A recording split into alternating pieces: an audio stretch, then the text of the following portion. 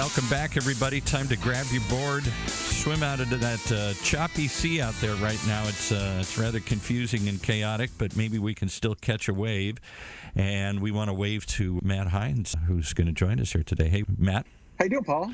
I'm doing good. The question is, how are you doing? You're up in the center of the storm up there. You're in Kirkland, Washington. All I read about is scary things in Kirkland, Washington. I am in Kirkland, Washington. We are recording today Sales Pipeline Radio live from my basement bunker, my little basement of our house. I don't have a home office. I have a basement, which is kind of a man cave-ish kind of place. As I look around, I've got my desk, I've got my office set up. I've got our big screen TV down here. I've got a little whiskey library over in the corner. There you go. You're practicing social distancing as we speak here. I have internet access, I have a television, and I have whiskey. So I'm ready for whatever comes. Okay, good for you. And today's conversation will be apropos because I think we're going to talk about sales. We're going to talk about sales strategy. We're going to talk about getting through this together and knowing that there is an end to this, that there will be an end to this, and there will be a rebound. We need to protect ourselves, keep ourselves healthy, wash our hands. Fortunate that I am home, my family is home, and we're taking care of ourselves and those in our community that need help as well. Well, I don't know whether you realize you started a storm last week here at the station and on the channel here because you very delicately started to jump into the issue. Maybe people weren't ready to hear this, but what comes next after we get through this storm? Do we just exhale and go back to sales events and flying around the country like we did? Or do we adapt and come up with some new strategies that either replace some of that activity or add to that activity? I think that's a question we're all wondering.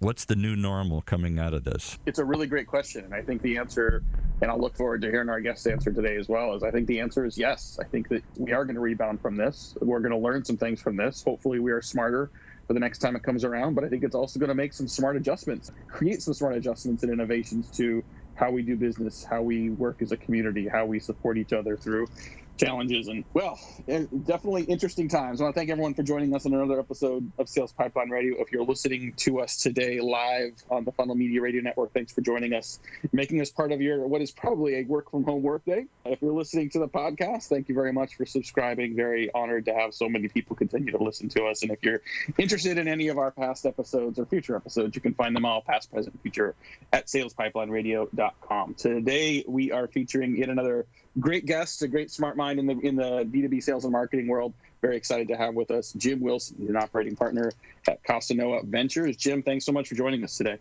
Thanks, Matt. Thanks for having me on. I'm looking forward to speaking with you about the topic. And I just want to point out before you guys take off here that he is operating from a phone booth in old-fashioned style here, isolating himself. So he must be Superman. He must be getting ready to, reveal himself. Now, that is a unique type of social distancing that I have not yet heard, and I didn't know that there were phone booths. So is this true? Where are you today? I'm in the Costanoa offices in San Francisco, and we, like mirroring most of our portfolio company, we have these great sales telephone booths in the office that you can kind of wall yourself off and concentrate and speak loudly and passionately about whatever topic you so desire. I love it. Well, I think Jim, what you had asked earlier, I think maybe is a good question for us to start with. I think a lot of companies are sort of making adjustments right now to how they do work, thinking about what Q2 might look like as a result of what's going on. There will be a post-coronavirus world. We will rebound from this. And I think as someone who has spent a long career in sales management, and helping companies grow their business, how do you look at this in terms of what companies are doing now in the midst of this, and how do you think about how companies should prepare for the next stage? I think it's a great question. I'm always reminded of the phrase, stay calm and carry on, and I think it's very applicable here. I would second what you said, which is that everyone's going to come out fine on the other side, but at the same time, there is a new reality that for salespeople and sales organizations, they have to deal with. That first reality is that the in-person meeting for the near term is going to end, and you need to look at being as productive and as effective as ever, but in a virtual environment. I think the second thing that people need to be realistic about is that in their pipeline, there are going to be certain industries and sectors that in the short term are absolutely going to be affected by this virus and this downturn, in particular hospitality and travel And I've encouraged all of our portfolios to just take a hard look at their pipeline as it relates to forecasting and predictability and be realistic with themselves with what's going to happen. And then the third thing I would say is a point of positivity, which is this is a great opportunity to be close to your customers, ask them how they're doing, and build great and deep partnerships, because we will come out of it better on the other side. And you want to be a positive force in that, not a negative force. Yeah, such a great answer. And I think the important to look at what you need to do now to really be focused on the business that is close at hand. Understand that some of your prospects are going to slow down decision making. Those deals, many of those deals aren't going to go away. They're going to get delayed. They're just going to pause for a while. And it could be that depending on how this goes through, what could be a tight beginning of Q2 could be an amazing end of Q2. But I think to your point about your existing customers and your prospects, a healthy level of empathy and understanding of what they're going through is really important. The other thing, I was literally talking to a customer this morning. We all want to make sure that that people are comfortable, they're taking care of themselves and their families. I had a customer this morning express some real just awareness of wanting to make sure that they were investing and accelerating at the right point as we get to the end of this period, so that they're not caught too flat-footed when the rebound happens. Is that something that's people are worth thinking about? And what variables exactly would you look for to make sure you're sort of accelerating, ramping back up at the right time? Yeah, I think it's a great question. I haven't had that conversation yet with any of our portfolio. My personal opinion is it's probably too soon for no other reason that we don't fully yet know the impact. Whether we know we're at the bottom, whether the trough is going to be a V or a U, we don't know. That said, I think that a lot of the basics still hold in terms of looking at leading indicators, which would probably most likely be engagement. Look for events to start to come back online and be in person. Look for business to start operating as normal. And frankly, just be as nimble as you can be, either up or down, for the next few months. Talking today on Sales Pipeline Radio with Jim Wilson. He is a veteran sales manager, sales leader. He is an operating partner at Costanoa Ventures now and a board member of many companies, including Kenneth Security, who has been a client of ours very recently as well. You mentioned sort of people that are doing face-to-face selling and how that has particularly been impacted. I think a lot of companies, especially those that might be in the software business, they're selling through the telephone, they're selling remotely, and so that sales process hasn't been too materially changed, although you may have people that are working from home that you're trying to call on and may make things a little more difficult. But I want to specifically talk about those field sales people. Like we've got clients in manufacturing, for example, that count on bringing samples of their products to someone's office. That's obviously changing for the foreseeable future. Are there things that those salespeople can do to try to replicate the value of the face-to-face selling in a virtual environment? Boy, that's a great question. Early in my career, I sold CAD/CAM software to a company called PTC, and I can't imagine what it's like right now for folks that really do make their sales living off of those face-to-face meetings with samples. I guess the advice I would give people like that is, number one, first start by showing empathy. So just a simple question of your prospect or client. Would you be okay meeting in person? Would you prefer something different? Just showing that classic sales technique of looking at it from the buyer perspective, I think would go a long way. I think second is it's an opportunity to be creative. Well, great salespeople, I think, are super creative. So is it possible to ship those samples in FedEx? Can you leave them at the doorstep with a nice note and then tell them that you're going to call them from across the street in that proverbial phone booth? But anything that you can do that's creative that gives them the feeling that you are going above and beyond to take care of them, I think will always be appreciated.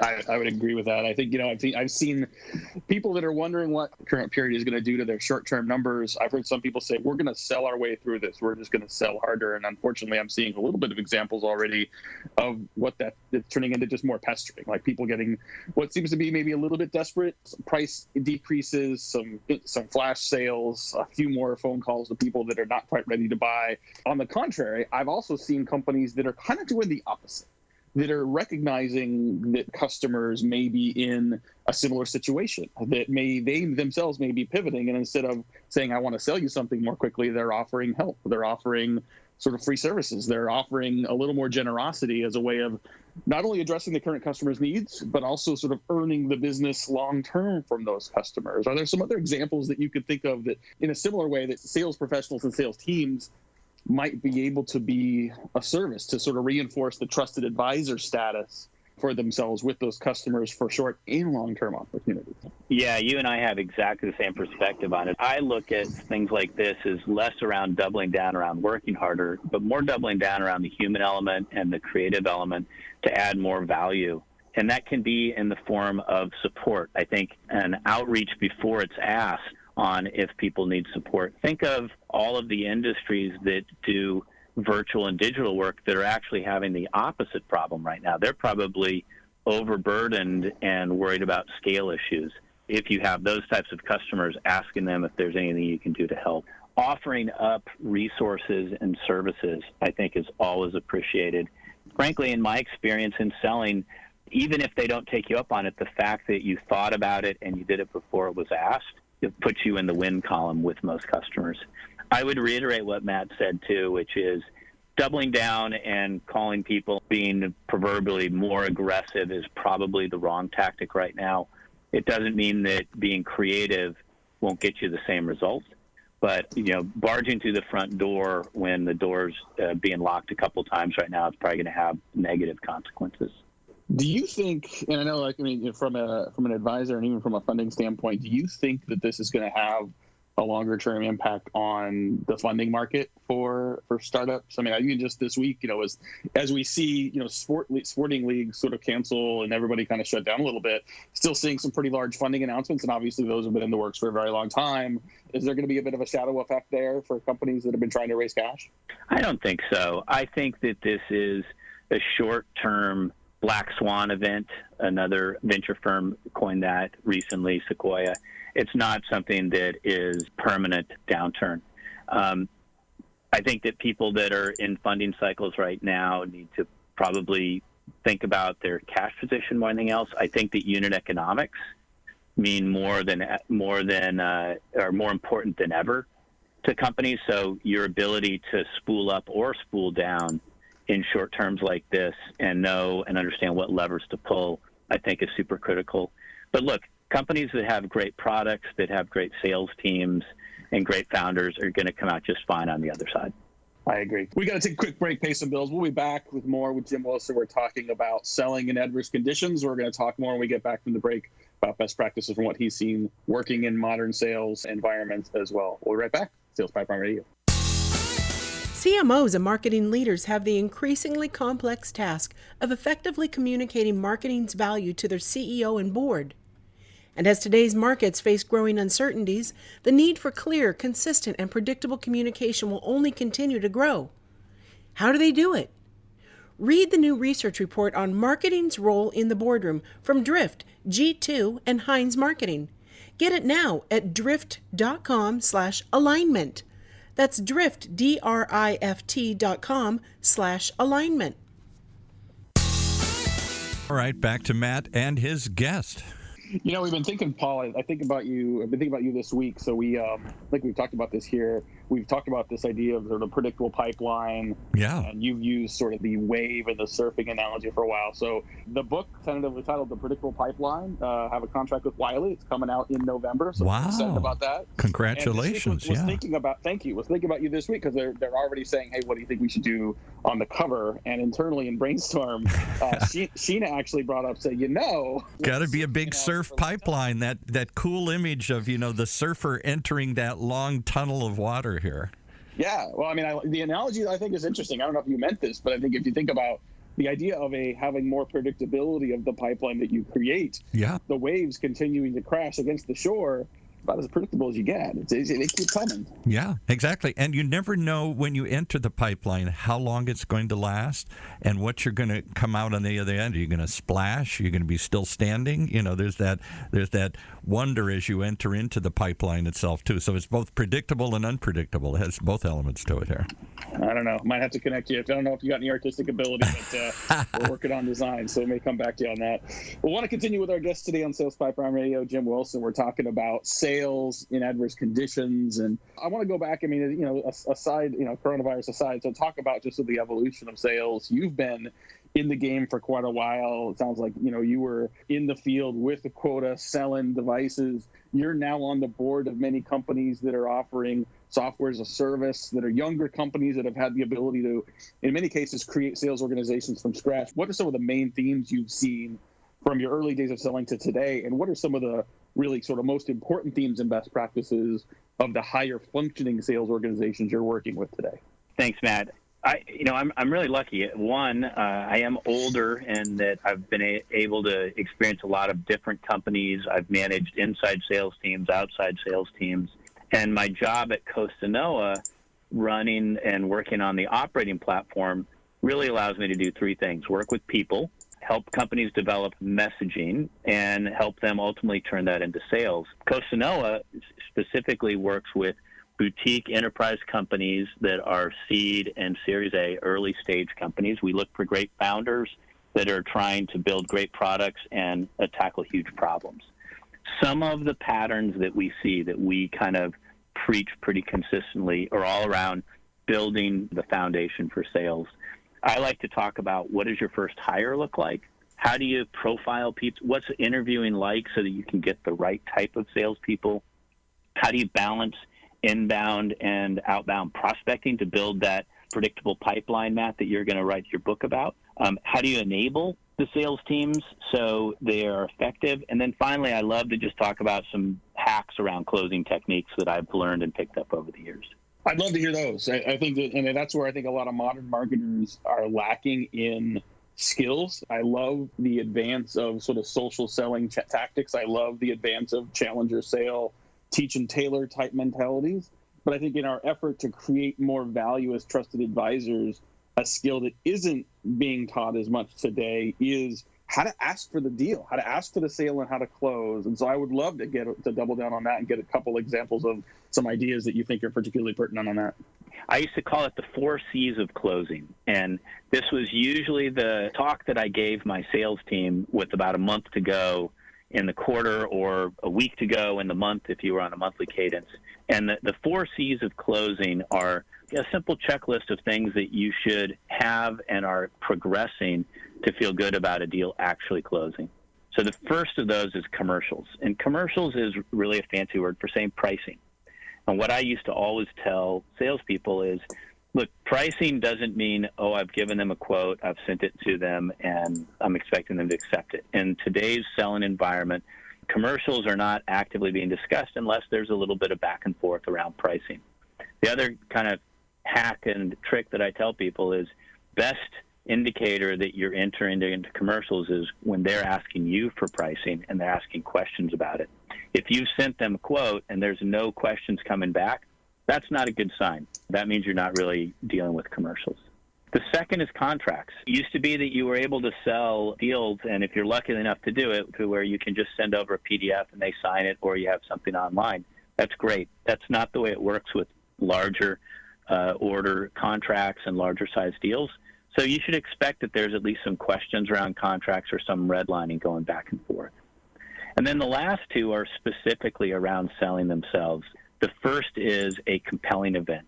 A compelling event, by the way, is not the salesperson's end of quarter. That's the first thing I probably tell them, is that the buyer, as much as you'd like to think it, he really doesn't care about your end of quarter. He may care if you're putting an incentive in place that benefits him, but no buyers that I know are sitting around wondering which sales teams have their end of quarter. So you have to think about this customer as what compelling event, what's compelling them to buy? Are they replacing something that's running out of a contract? Do they have a gap in a problem they're trying to solve that your solution solves? What's the compelling event that's driving urgency on their side? And then the fourth C is probably the most important, which is champion. The champion is someone who has two things. He has power in the organization, and he sells for you in the account when you're not there. If you don't have a champion that's giving you feedback and telling you where you're at in the process, you're probably not closing that deal. I love those 4 C's, and I think that each of those could be easily another episode of the program. I think compelling event in particular, I think, a lot of people don't understand what specifically has created and is perpetuating the commitment to change inside an organization. What does that outcome look like? When is it needed? What's the opportunity cost of not having it in place? And when does that start? understanding those things that sort of are going to keep something as a high priority to close really important. And I love that you focused on champion at the end. I mean, the challenger methodology talks a lot about sort of having this buying committee and having multiple people as decision makers and influencers. And yes, we need to sort of build consensus amongst that group, but there needs to be someone or a small group of that subset of that group that is maintaining that momentum and progress internally. Like especially with these really big deals that, will take months, quarters for sometimes, especially if it's, maybe a federal deal, we're talking Olympic cycles to get something done.